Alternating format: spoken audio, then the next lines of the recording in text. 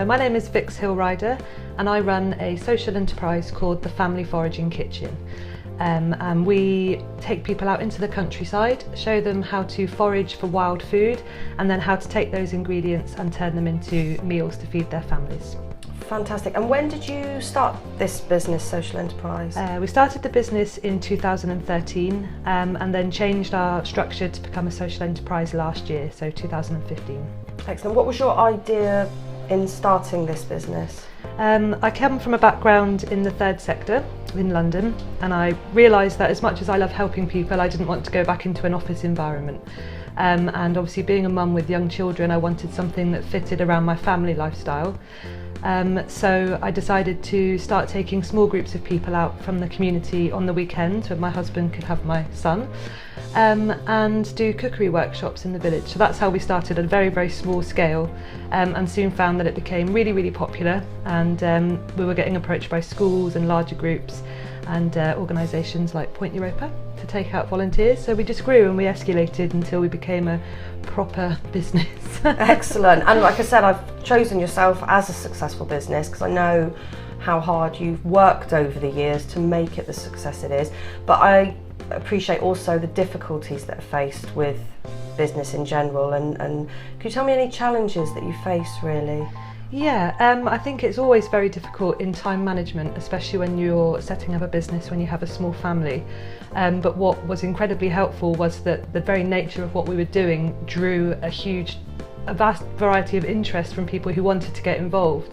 And when people first started coming on board, I had to say, I can't pay you, you have to be volunteers, and now luckily some of those volunteers are in a position to get paid, so they stuck with me because of what we were doing and they believed in the project. So I was very fortunate to have voluntary help to manage my time so that I wasn't doing everything involved in the business, which is great. Excellent, excellent.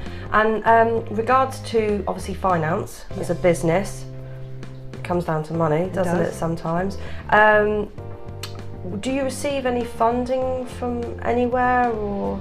Yeah, we do now. So I found struggling as a sole trader was difficult, and I realised that what I had was a business with social aims, and those social aims meant I could tap into funding that was available.